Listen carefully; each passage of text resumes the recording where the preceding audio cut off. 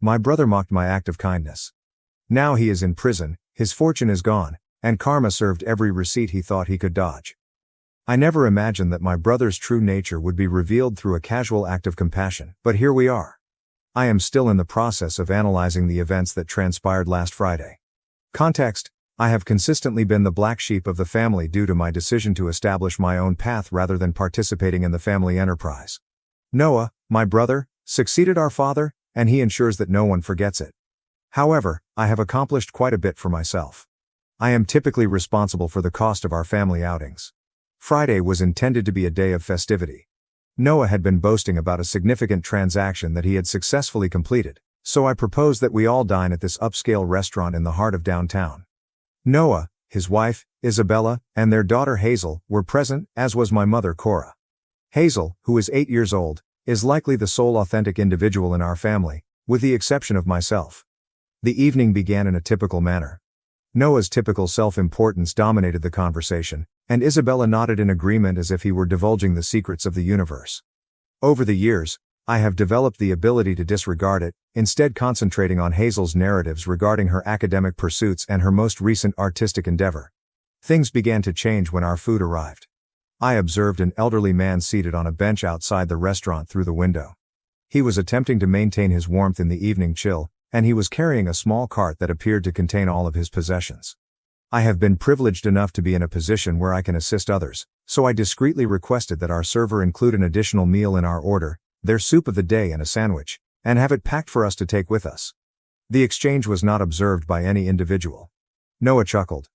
"Are you once again assuming the role of the savior, little brother?" I chose to disregard him and proceeded with my discussion with Hazel regarding her science assignment. However, Noah was unable to relinquish it.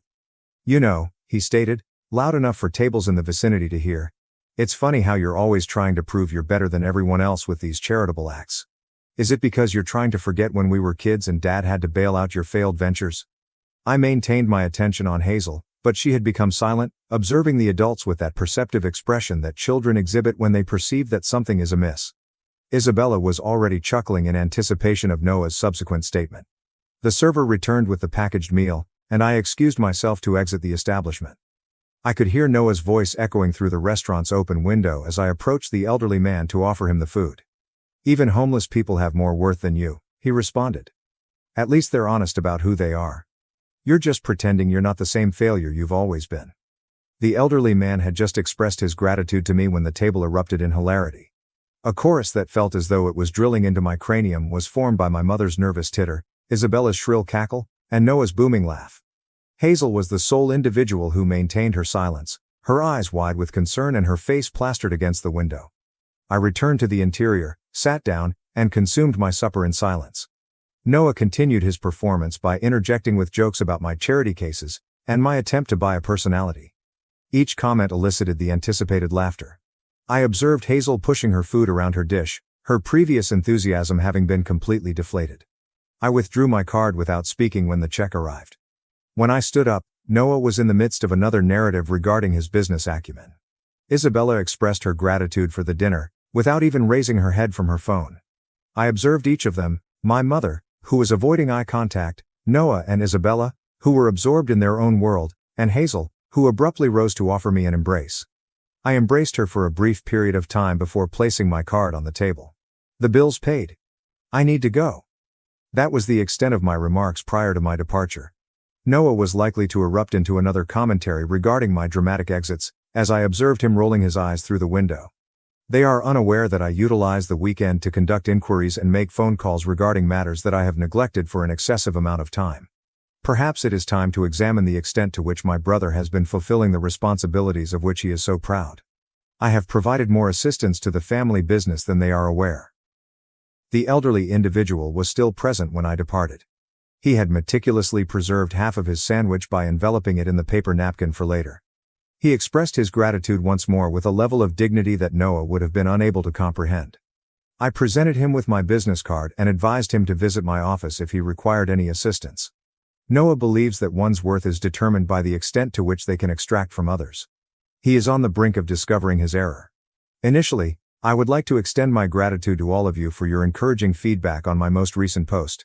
Numerous events have transpired, necessitating that I disclose my findings. The situation is more severe than I had anticipated. The past 2 weeks have been intriguing. My phone has been inundated with messages from family members, each of which is more urgent than the previous one. I have not replied to any of them, with the exception of Hazel's texts regarding her art endeavors. Her suffering should not be a consequence of the adult drama. The truly intriguing aspect of the situation commenced on the previous Tuesday, when I received an email from Eliza, an acquaintance of my father who is responsible for certain administrative tasks related to the family business. The subject line was straightforward. It is imperative that we engage in conversation. I was left feeling frigid after the 2-hour video call that ensued. It transpired that my brother Noah's significant transactions were not quite as substantial as he had previously asserted. Eliza had initially observed minor discrepancies in the accounts, which gradually became more apparent. She attempted to discuss the matter with my mother. However, Cora dismissed it with her customary Noah knows what he's doing attitude. I discreetly perused the records that Eliza forwarded to me over the course of the subsequent few days. Noah had been systematically siphoning money from the company for years, and the pattern was evident. Additionally, it is not limited to negligible quantities. We are discussing millions of dollars in consulting fees to shell companies that appear to be connected to personal accounts. The irony? Some of those accounts were funded by my personal investments in the family business. Guess to whom Noah turned whenever he required a capital injection to finance his purported expansion strategies. Additionally, I had consistently rendered assistance, under the impression that I was contributing to our father's legacy. Isabella contacted me yesterday. I am not expressing regret, but I am inquiring as to whether I will be present at the board meeting next week. Her voice was characterized by the artificial tenderness she employs when she desires something. I allowed it to be transferred to voicemail. However, her message was quite candid. Noah says it's just a formality, but he really needs you there to sign some papers. Family has to stick together, right? Exactly. Family. She is unaware that I have already communicated with the board members. It has been revealed that Noah has been providing the board with various versions of the company's status for months, each of which has been meticulously constructed to conceal his mismanagement. Nevertheless, numerical data is indisputable. These figures also reflect a pattern of systematic fraud and larceny. The most alarming discovery was made when reviewing the timestamps of specific transactions. Do you recall the elderly individual who was standing outside the restaurant? Noah had transferred a substantial sum to an offshore account on the same day that I purchased him dinner. This sum was precisely the amount required to cover the payroll of our father's longest-serving employees. He has been mocking others for demonstrating fundamental human decency while simultaneously playing with people's livelihoods. Cora transmitted a text message this morning. Please, Benjamin, whatever you're doing, think about your brother's family. Think about Hazel. I am contemplating Hazel. I am contemplating the manner in which her father has been robbing her future while simultaneously teaching her that cruelty is permissible, as long as it is done with a sense of humor. Tomorrow is the date of the board meeting. Noah is unaware that I have already submitted a comprehensive audit report.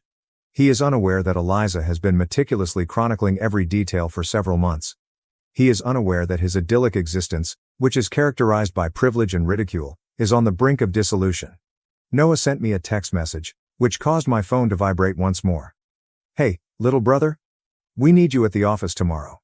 Time to step up and be part of the family business finally. What do you say? What should I say? Nothing? Not yet. However, I have organized 3 folders of documents, one for the board, one for the authorities. Additionally, one is designated for our mother, who will be compelled to confront the transformation of her golden child. In the remarks of my most recent post, a few of you inquired as to why I did not confront Noah at the restaurant.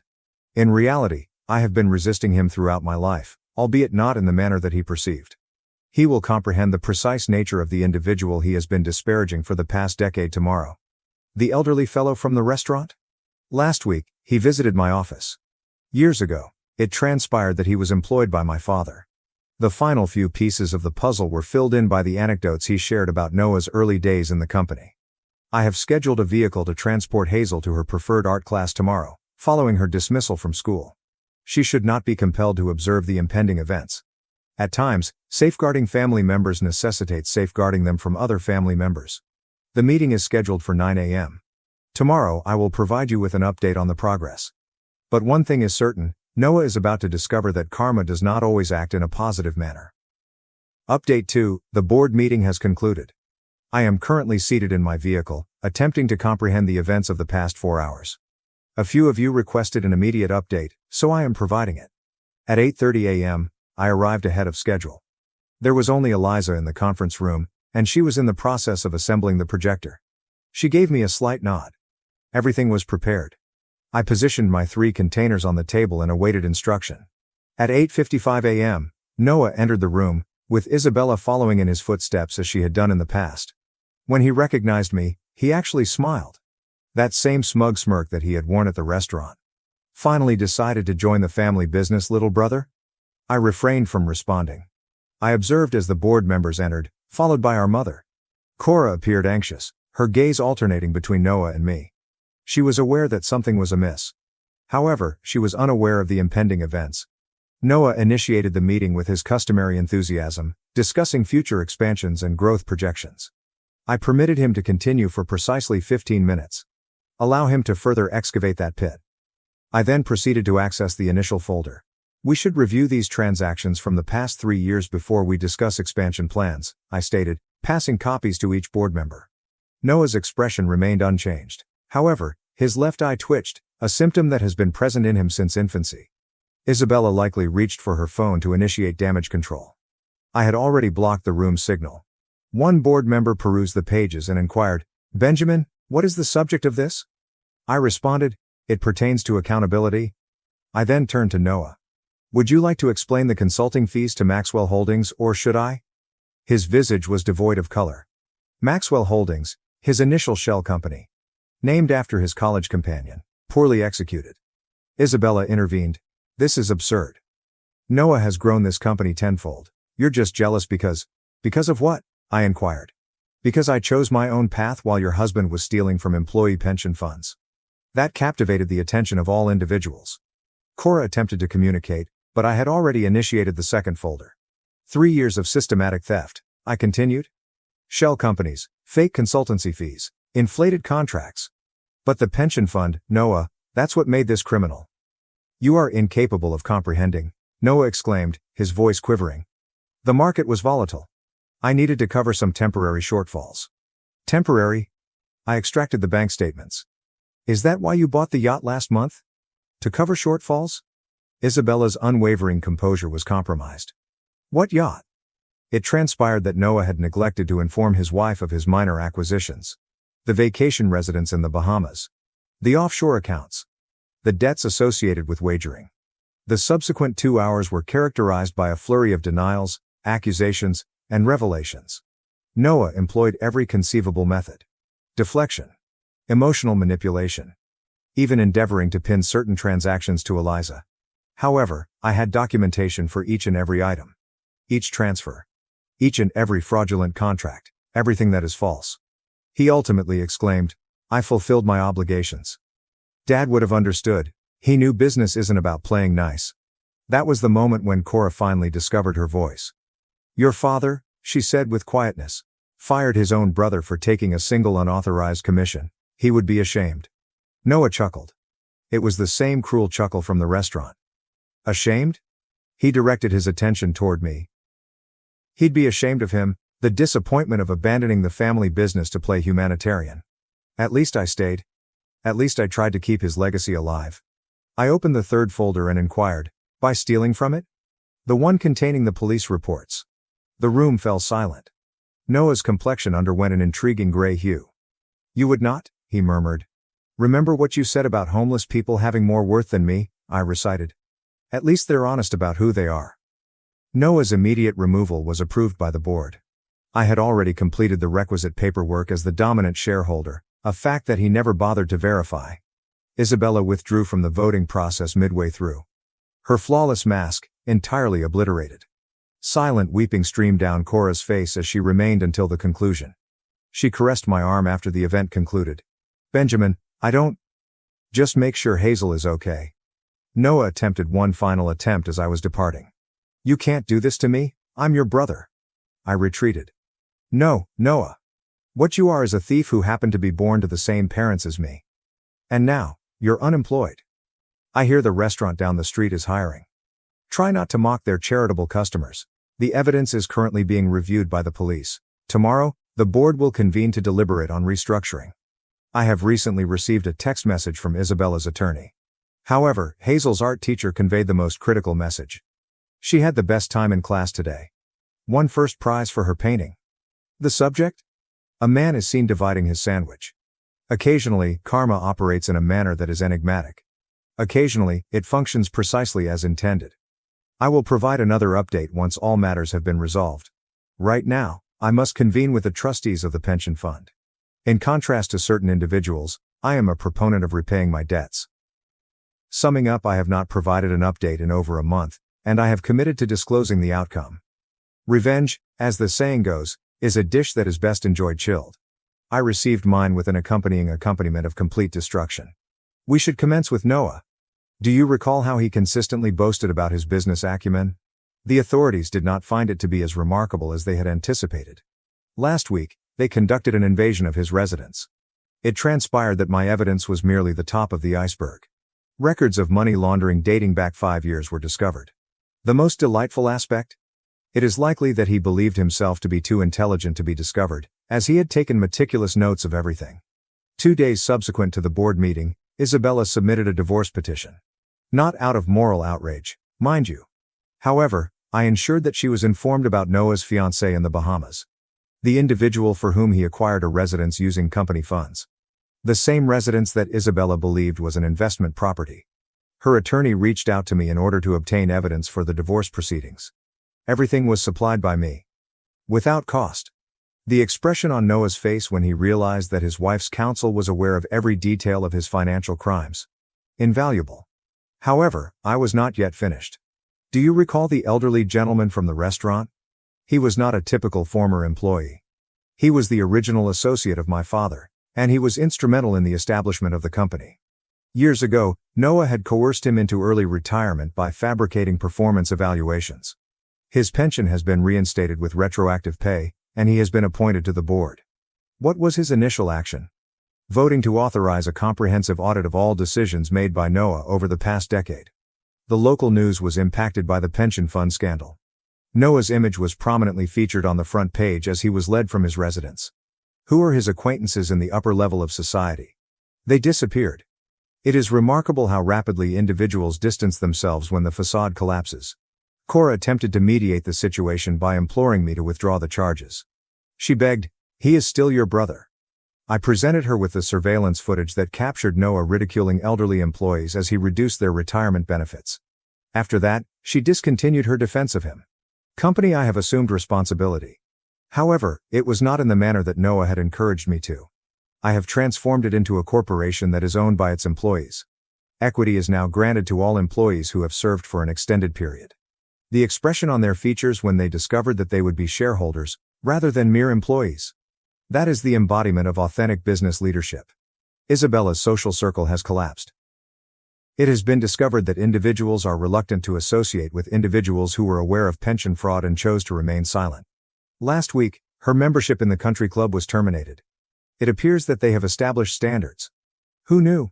Noah's final attempt. Noah attempted to reach out to me via his attorney, offering to mend things if I drop the charges. I forwarded the message to the prosecutors as evidence of attempted witness tampering.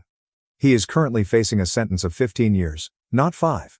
However, the genuine karma arrived yesterday. Noah believed himself to be astute by concealing funds in cryptocurrency accounts. He was unaware that I had been monitoring those accounts since the very beginning. He was unable to retrieve them from his parents' residence, where he had been residing since the divorce, as they were empty. Every penny had been transferred to a trust fund for Hazel. Regarding Hazel, she is currently residing with Isabella's sister. I have arranged for her to attend the most prestigious art school in the metropolis. Her college education will be funded by the trust fund. Noah is incapable of handling any of it. His daughter will be afforded opportunities that he is unable to control or seize. The elderly individual who initiated this entire situation? He is flourishing. I have established a foundation in his honor to provide assistance to retired employees. Who was the initial recipient? Noah's former aide, whom he terminated for excessively inquiring about the accounting. Yesterday, I received a letter from Noah's penitentiary. He stated that he has finally comprehended the concept of genuine worth. I had it framed and posted it in the boardroom, adjacent to the new company mission statement. Integrity is not negotiable. Some of you inquired as to whether I harbor any remorse for the devastation I caused to my brother's life. No, I do not. He had the opportunity to prioritize compassion over cruelty and integrity over greed for an extended period of time. He consistently selected the incorrect option. Last night, I returned to that restaurant. Seated at the same table. However, this time, I was not accompanied by my family. I was present with the elderly man, who is now a member of the board, and we deliberated on the organization's new charitable foundation. I observed an individual who appeared to be Noah's erstwhile golf partner bussing tables as we departed. Karma is a process that requires time to unfold. However, receipts are included when it arrives. This will serve as my concluding update. The organization is flourishing. Hazel is thriving in her new educational institution. And Noah? It appears that orange has become his new signature color. Occasionally, the most effective form of retribution is not merely observing an individual's downfall. It is ensuring that they have a comprehensive understanding of all the losses they experienced when they reached the nadir. After losing my job during the 2020 pandemic, I lived in a camper. Now, my parents are telling my brother to take my house because I don't have a family.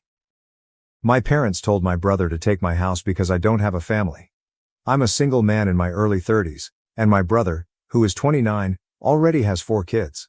He became a father at 22, followed by another child a year later, then a third 2 years after that, and his 4th was born just a few months ago. My sister-in-law and I don't get along. She constantly provokes me by acting superior, and when I retaliate, she becomes a dramatic victim, crying on cue and garnering sympathy from everyone around her. Despite knowing her true nature, my parents and brother adore her. I'll admit she's very attractive, but her personality is so awful that I could never be attracted to her. She refuses to work, even though she has a college degree, and my mother takes care of the kids all day. Their finances are solely dependent on my brother, forcing them to live at my parents' house due to their limited income. Privacy is a serious issue with all of them crammed into a 3-bedroom house from the 60s. My younger brother was always the favorite growing up. We're 3 years apart, but he developed a superiority complex because any retaliation from me was met with severe punishment. It was clear my parents favored him, giving him more of everything unless other family members intervened, which they often did. This led my parents to move us 150 miles away from our extended family to avoid scrutiny, resulting in us only seeing them on holidays. My brother was physically abusive, flirted with my first girlfriend until she broke up with me, and laughed at any of my misfortunes. My parents' advice was always to suck it up. They only treated me equally when they wanted to maintain appearances. It was almost amusing to see their discomfort when they had to treat me the same as my brother on birthdays and Christmas in front of others. Our nosy relatives loved gossip, so my parents worked hard to hide the reality, threatening to take away my possessions if I spoke out. When I turned 18, they celebrated my move out, even though I hadn't finished high school. Couchsurfing was better than living with them. They didn't attend my high school graduation, but I didn't mind. Since then, I've only seen my parents and brother on holidays like the rest of the family.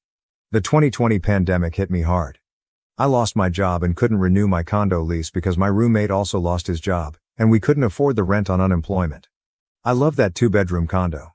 As the lease ended, my roommate moved in with relatives, and I had to sell almost everything I owned to avoid homelessness. I shouldn't have rented such an expensive place, but I enjoyed the high life until it turned on me. I realized I should have chosen a cheaper place to save more money. I came up with a plan. I owned a truck because I love trucks, so I bought a $1,000 camper in good condition and attached it to my truck, planning to live in it temporarily. But I ended up living in it much longer. I initially hoped to park it at my parents' house, where my brother and his family lived. When I asked my parents, they said their house was full and we hadn't gotten along for the past decade. They would only let me park there if I paid rent equivalent to an apartment in my area, which was unaffordable for me as a jobless person trying to save my unemployment money. I might as well rent an apartment with that price. My parents called my camper an eyesore and told me to leave since we couldn't agree. My sister-in-law found it hilarious that I had to live in a camper, and my brother joined her in mocking me, calling me a homeless bum. I parked in a store parking lot that first night, scared out of my mind that someone might try to break in. I barely slept. I had nowhere else to go. Other relatives lived far away and my friends lived in apartments. I was attached to my area and didn't want to leave. I forwarded my mail to a friend's apartment, my only way to receive mail. Finding a stable place to park was quite a challenge. I spent months living a nomadic camper life while searching for a job similar to my previous one. During this time, I encountered numerous difficulties. From dealing with beggars and drug addicts to people demanding I leave because they considered my camper an eyesore. Once someone claimed to be part of an HOA and told me to move, even though I wasn't parked near any houses. When I questioned which HOA, they became aggressive and threatened me, so I moved to avoid trouble. To maintain a steady supply of electricity, I learned to use a long extension cord to recharge my camper batteries by plugging into any available outlet. This often meant sneaking around and using an outside outlet of a random building while parked on the street. Though I know it's not ideal, I needed to keep my refrigerator running. I had a small solar power bag for my phone, but I didn't have a generator, which would have been noisy and required fuel. So I did what I had to do. After months of this lifestyle, I finally secured a new job. I had to move to a neighboring city to find a non-retail job. I had promised myself never to work retail again after college, but I was close to breaking that promise. Although I was still receiving unemployment benefits, I had no stable place to live and didn't want to be jobless when the benefits ran out. Plus, I was incredibly bored with only reading, watching movies on a small portable DVD player, using my phone or laptop, and keeping track of where I could park and use public bathrooms. I envied the Japanese for their public bathhouses, which we could really use here. When I landed the job, I practically lived in the back lot of the building, in old employee parking spaces by the warehouse that no one else used because they were so far back they were almost forgotten. My boss, the company owner, liked this arrangement because I was always available for any shift as long as I had enough sleep. He even let me detach the camper from my truck and set it up in one of the spaces so I could drive around without it. I'm not sure if this was legal, but no one bothered us the entire time I lived there. I had few issues with trespassers. The security guards handled them. I was essentially on call all the time and worked nearly every day. My boss allowed me to plug my camper into the building for power and water, and I paid a small rent by working for free on Sundays, when the office was empty except for the janitor and security guard. I showered at a friend's apartment or at my local gym since the camper had no shower and only a portable toilet. I avoided using it to keep from having to empty it, a nasty chore, so I used other bathrooms whenever possible. I had a key to the warehouse and could use the bathroom there at any time. I became close friends with the night security guard. Heating the camper in winter was easy with a small electric heater, but summers were tough. Without AC, I got a used portable air conditioner to make it bearable. I earned a lot of overtime and learned new skills from my coworkers. Eventually, midway through the year, I was promoted to supervisor and started earning a better salary. This made me realize I needed a stable long-term living situation. I found a 3-bedroom manufactured home on a small property just 2 miles from work. I bought it for $10,000 less than the asking price, using nearly all my savings for a down payment and getting approved for a home loan. I no longer had to live in a camper. There was enough space to park my truck and set up the camper in the backyard, where it could serve as an extra space if needed. Once settled, I made the mistake of bragging about my new home on Facebook. My family saw the post, and that's when things got complicated. A few weeks later, my parents and brother, along with his family, showed up unannounced for a tour. I hadn't given them my address, so I still don't know how they found me. None of my friends admitted to telling them, and no family had visited me before, so I suspect they may have followed me home from work. It wouldn't surprise me. Once I opened the door, they practically barged in like a horde of overexcited tourists, immediately making themselves at home. They nosed around everywhere, and my sister-in-law kept flashing me this unsettling smirk. It wasn't until later that I figured out why, and it made me angrier than a bull on steroids stung by a hornet. My parents kept talking about how much extra space I had and how it was too much for someone like me who had no wife or kids. Sure, not now, but maybe someday. My brother kept pointing out that my house had more space than our parents and was closer to his job. Red flags all around, I know. Eventually, my brother, let's call him Dan for simplicity, asked to speak privately. Everyone else suddenly left the room and gathered on the front porch, making me realize they had planned something. Dan said the house was too much for me alone and suggested that he and his family move in because his wife was pregnant with their 4th child and my house was much closer to his job. He pointed out that I already had the camper, so I could just live in that while they took the main house. Not once did Dan mention offering rent, even though he had a good job. He also talked about making changes and setting curfews, saying I couldn't just walk in any time without notice. If it weren't my brother, I would have thought he had lost his mind. But Dan had long since gone off the deep end, thanks to our parents treating him like the center of the universe. I tried to speak, but he kept talking over me, as if I had no say in the matter. There was no way in hell I'd rent my house to him or his insufferable wife. I might consider renting to others to help pay off the mortgage, but not to them. I had seen stories like this online but never thought it would happen to me. Yet my parents, brother, and sister-in-law were a perfect fit for the roles of entitled narcissists. So I picked up my phone, set it to record, and held on to it. Dan didn't notice or care. He kept waving his arms and listing all the reasons why he needed my house. He acted like it was a done deal and even tried to shake my hand. That's when I finally stood my ground and said, "Hell no," loud enough that Dan stumbled backward.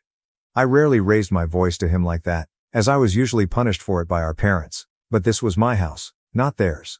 My resolve was unyielding. I stood up and told him that my house was not up for grabs, and acting like he could move in just because they wanted it wouldn't change that.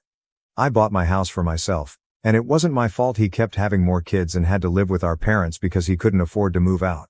Dan got as close to me as he could without touching me and said I didn't deserve the house and that he needed a better place for his family. I laughed in his face, saying that was total bull because I worked hard to buy my house. Of course, I deserved it. Dan started yelling that I had no wife or kids and didn't need all the space, so I might as well give it to him. I told him I wasn't giving him anything, and he hadn't even offered to pay rent if he moved in. I'd still be covering the entire mortgage on my own house without being able to live in it. Then Dan said he shouldn't have to pay rent because his family came first. After I kicked my parents, brother, and sister-in-law out for trying to force me to hand over my new house, I immediately went on social media and told the whole story to the family. It spread quickly, but you won't find it now because it has since been deleted and my profile is private. I posted about it because I knew my family would twist the event to make me the villain, and I was right. But I had about an hour to get my side out first, and I had video evidence to back up my story. No, I don't plan on showing the video here, so don't ask. Being proactive paid off because I got a decent number of family members on my side right away. My parents, brother, and sister-in-law must have planned to write their own post, but it was too late, so they didn't even bother trying to lie much. They had a few supporters, but not many. Most of our family already knew how entitled they were, so they quickly understood and accepted what happened. One person, whose identity I don't know, called me to rant that I was a horrible brother and needed to make way for a real family man. I just ended the call and blocked the number. It didn't happen again. The week went by and my parents showed up with Dan on my front porch, just as they said they would in their ultimatum. They rang my doorbell like crazy and pounded on the door until I finally answered. I opened the door just a crack, and they tried to shove their way in again. But I had installed a couple of latch chains and braced my body against the door. My father and brother demanded I let them in, but I said I was recording everything on camera and would call the police if they tried to force their way in again. My mother calmed them down and, in her most sickly sweet tone, asked if I was ready to let my brother move in. I told them to f off and never come back. My mother put on the crocodile tears and asked why I couldn't just do this for Dan because he's my beloved brother. I laughed and bluntly said I don't love him as a brother because he treated me like crap for years and they encouraged him to do so. They are terrible parents, and he is a terrible brother. Then I told them to leave or I'd call the police ASAP. They all left surprisingly easily, apart from my mother's loud crying and the others giving me dirty looks. One could say making them leave was suspiciously easy. I thought the whole mess was over, but I should have taken them more seriously because they had other stupid plans. I came home later that week on Friday evening to find a moving truck and my brother's minivan parked in my driveway. It was Dan and his family. They were moving stuff in. He waved at me with a crap-eating grin. I was furious and told him and his family to stop, but my sister-in-law smugly said that, like it or not, they were moving in. Then in the most fake way, while tilting her head and puckering her lips, she said it was okay because my mommy allowed it and I should always listen to what my mommy tells me. I seethed with rage just hearing those words and looking at her smug face, so I locked myself in my truck and called the cops right away. When they realized what I was doing, my sister-in-law started pounding on my window and yelling at me to stop, saying I couldn't do this to her because she and Dan needed the house. She cried, "Why can't you just do this for Dan?" I responded, "F Dan, it's my damn house, not his."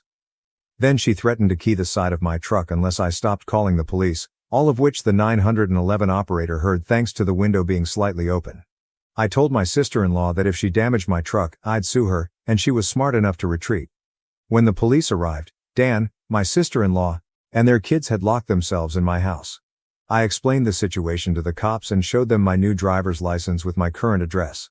When we approached the front door, I noticed they'd changed the lock, and the old one was lying on the porch with the center drilled out. The drill and a Harbor Freight drill bit set were left right next to it. Could they have been any more foolish, leaving evidence out like that? I pointed out the broken lock and the drill, then detailed the events that had transpired. It seemed Dan had called our parents, as they showed up while I was talking to the cops. My parents immediately lied, claiming I had agreed to rent my house to my brother and his family. I countered, saying that was an easily provable lie. Dan and my sister-in-law finally emerged from my house with some papers, looking smug as if they'd outsmarted me. They had drawn up a fake rental agreement, but my signature wasn't on it. There was a signature, but it didn't resemble my handwriting at all. I doubted they had ever seen my signature, which was incredibly stupid on their part. I pointed out that it was blatant fraud and that if the cops investigated it would be clear. I warned that going to jail and court wouldn't benefit them, and it could even make Dan lose his job, his only means of supporting his family. I also mentioned I would get a lawyer and sue for damages if anything of mine was lost, stolen, or broken, and I'd call CPS for good measure. Dan turned white and looked terrified, but my mother stepped between us, insisting I should do this for Dan and live in the camper so they could have a family home. I shouted at her that if she thought it was such a great idea, she should let Dan have her house instead. The cops separated my mother from me and I loudly demanded they all leave immediately, or I'd press charges. I declared that they drilled out my lock to break in. The lease papers were obvious fakes. They badly forged my signature and I had recorded video of my sister-in-law attacking me. These were felonies I could ruin their lives with if I wanted, and if they didn't leave, I would do just that. The only reason I hadn't already was for Dan's kids, so they had one chance to get out. My parents finally realized they couldn't force me to give in. My mother surrendered, saying she'd put an end to this. She spoke quietly to my sister-in-law while my father talked to Dan. My sister-in-law instantly started crying loudly, ripping up the fake rental papers into tiny bits and tossing them like confetti, only to have an officer tell them to pick up the pieces or be cited for littering. The cops had, "I don't get paid enough for this," looks on their faces. Dan had to start telling his kids to load their stuff back into the moving truck. The kids were all crying, with the eldest sobbing that he wouldn't get his own room now. My sister-in-law and Dan tried one last pathetic attempt to guilt me with a sad family routine, gathering in a group hug facing me. They must have practiced it beforehand. All the kids had the same pleading look with quivering mouths. My sister-in-law kept rubbing her pregnant belly and tilting her head to look pitiful, and my brother made the saddest face he could, saying, "Please don't do this. We need to be able to live here." But I didn't budge and told them to keep packing. All the kids and my sister-in-law turned up the crying, and Dan yelled, "Are you satisfied with yourself? You've denied us a home because you're too selfish to share and help out family." I laughed like a maniac and retorted that what he was trying to do was taking, not sharing, and no amount of crying would make me let his family move in. He was no brother of mine anymore. He was just an entitled prick who thought he could take whatever he wanted from me like when we were kids. Dan started F-bombing me until the cops warned him to cool it or he'd end up in cuffs regardless of whether I wanted to press charges. He looked both scared and supremely pissed off. I asked the cops if they could stick around until my parents, brother, and sister-in-law had all left, and they said they weren't going anywhere until the situation was resolved. In fact, within a few minutes, the 2 cops became 4 as more arrived for some reason. That gave my parents extra incentive to get moving. I made Dan give me the keys to the new lock he'd put on my front door, although I got a new lock the next day anyway because I didn't know if he had copies of the keys. He was really reluctant to hand them over and ended up throwing them down the street and into a storm drain, telling me to get them myself. One of the cops scolded him for that and made him retrieve the keys. Dan had to pull off the grate to get at them and got pretty dirty in the process. When he finally got the keys back, he grumbled and then slammed them into my hand. I then told them all to leave and never come back. My mother threatened to disown me for this, as if that were some kind of threat. I voiced that to them, and in an overly sarcastic tone said something like, "Oh no, that means I won't get to come to any holidays with you guys where I always get treated like crap because Dan has always been your favorite. You treated me so badly growing up that if Dan ever needs an organ donor, I wouldn't give him anything. So do like you always told me when I was mistreated and suck it up." Final update. My parents told my brother to take my house because I don't have a family. I waited until after the new year to make an account and post, just in case more stuff happened, and it did. As previous readers know, my sister-in-law was making passive-aggressive posts on social media clearly directed at me, especially after she had her 4th baby in November. She kept posting the same repetitive nonsense, finding semi-clever ways to reword it but essentially complaining about living with my parents, the lack of space, and needing her own house. I know I sound dismissive, but after what I've been through with these people, you'd be ready to sarcastically play tiny violins in front of them too. They're just that bad. Since I waited until January to post, more happened, just as I thought. I mentioned before that I'd invited half the family for a Christmas Eve party at my house. Everyone I invited came, even though it was a 3 to 4 hour drive for them. They wanted to come and show their support. They praised me for working hard to get a house on my own and apologized for everything I'd been through. They asked why I didn't just take my camper and drive 3 hours back to them instead of living nearly homeless for so long, and I had to sheepishly admit I was very attached to living around here, where my best employment opportunities were. My hometown doesn't have many great job opportunities in my field, if any, and I wanted to make my own way as much as possible. An answer they overall accepted. We moved on to having a really nice party, the best I'd had in years. Some relatives brought CDs of great Christmas albums, and my favorite was the one my uncle brought of Ray Charles. He sings Christmas songs like no one else. It was a grand and happy time. I felt like, for once, I could just forget my past issues and enjoy the moment. But I wouldn't be writing this if it had stayed that way. About 2 hours into the party, you know who showed up. My parents, brother and sister-in-law walked in trying to look all smiles. They didn't even knock, just walked right in like they belonged there. I shut off the music and told them to leave immediately. They begged to stay and said they brought gifts. One of my uncles stood up and yelled at them before I had a chance to speak. He said they didn't deserve to be in my home or my life after the crap they pulled months earlier, and several other relatives backed him up. This uncle, my mother's brother, used to adore her until he found out about the stuff that went on between me and my parents. My grandparents, my mother's parents, as old as they are, hurriedly stepped in and told my parents that if they wanted to make amends with me, it was far too soon. They expressed their immense disappointment in them for the past year. They'd hidden their favoritism for my brother from prying eyes for a long time, but no one was fooled anymore. They needed to make a serious effort to treat me like a son if they ever wanted to be in my life again. Then they turned to Dan and my sister-in-law and said they were tired of the repetitive nonsense my sister-in-law kept posting. They told her to let it go already because my house would not become their new home. My sister-in-law reverted to her usual crying routine, throwing a tantrum about how she should be the one living here and not me. She sat down and complained that it wasn't fair I had this house to myself when I had no family, while she had 4 kids that needed more space. She just wanted a better place to live and feel like a real mom. It was petty of me, but I loudly pointed out that she sucked as a mother because she let my mom do most of the parenting while she sat on her butt all day, playing on her phone or spending all of Dan's money. She had the nerve to complain about it. I even joked that I was surprised her baby didn't get drunk from her breast milk since she drank so much booze. That comment got me some stares. My sister-in-law demanded to know if I was calling her a bad mom. I said the evidence speaks for itself. If she wanted to afford to move out of my parents' house someday, she needed to use her college degree, get a job, and save money. My mom already did most of the childcare for my brother's kids, so she'd have plenty of time after her baby got a little older. My brother's eldest, a 7-year-old, ran up and started kicking and screaming at me for yelling at his mom. He kept at me about how his mom said I was the bad guy who made her cry and didn't let them live here. My brother pulled his son away, but the other relatives jumped back in, and it turned into a family intervention against my sister-in-law and brother. She was crying, her new baby was crying, her kids were crying, hell, even Dan was nearly in tears from the verbal lashing he was getting. He ended up just sitting on the ottoman by the front door, looking like a complete wreck. He couldn't look anyone in the eye. He couldn't even say 2 words to me, not with a house full of angry people ready to judge him if he tried to act like the golden child again. If they weren't there to hold him back, I bet this would have ended up like when he tried to take my house months earlier.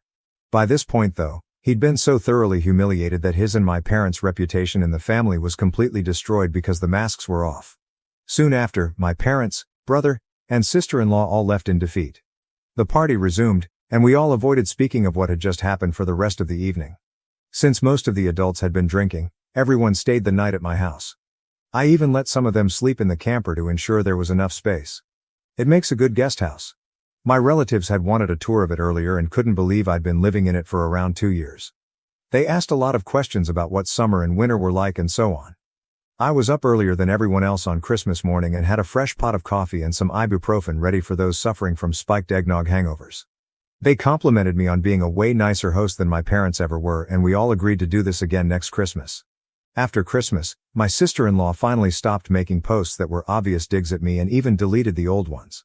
But shortly after the new year, she posted again, complaining about how she tried to convince my parents to get a camper like mine so it could be set up in the backyard. That way, Dan and his family could use the whole house as their family home. My parents vehemently turned down that idea. They were not going to be pushed out of their own home, let alone their master bedroom. The post was only up for a couple of days before my sister-in-law removed it, and she has hardly posted anything since. She loves to complain, but if a tree falls and no one is around to hear it, can it still complain? My sister-in-law seems to have realized there's no point in doing it when no one is listening. And Dan can't afford to move his family out on his salary alone anytime soon. If they end up expecting another child in the next few years, I won't be surprised. Things have mellowed down for me since then, and I've even invited friends over for a poker night. I suck at poker because I can never remember the rules, but so what? We get to drink beer and eat junk food while being merry idiots. We loaded up on Whoppers from Burger King and just had a great time, enjoying the evening and getting pleasantly drunk. I think maybe around summer I'll look into possibly dating someone. I'm not exactly getting younger, so fingers crossed that goes well. My camper just sits idle in my yard now, and I admit there are days I go out there just to spend time in it. After living in it for 2 years, it feels like my second home. Maybe one day I'll actually use it for camping as intended. I've never been camping. My parents considered it a waste of time, so it would be a completely new experience for me. This pretty much marks the end of what happened. My parents, brother and sister-in-law have been staying clear of me.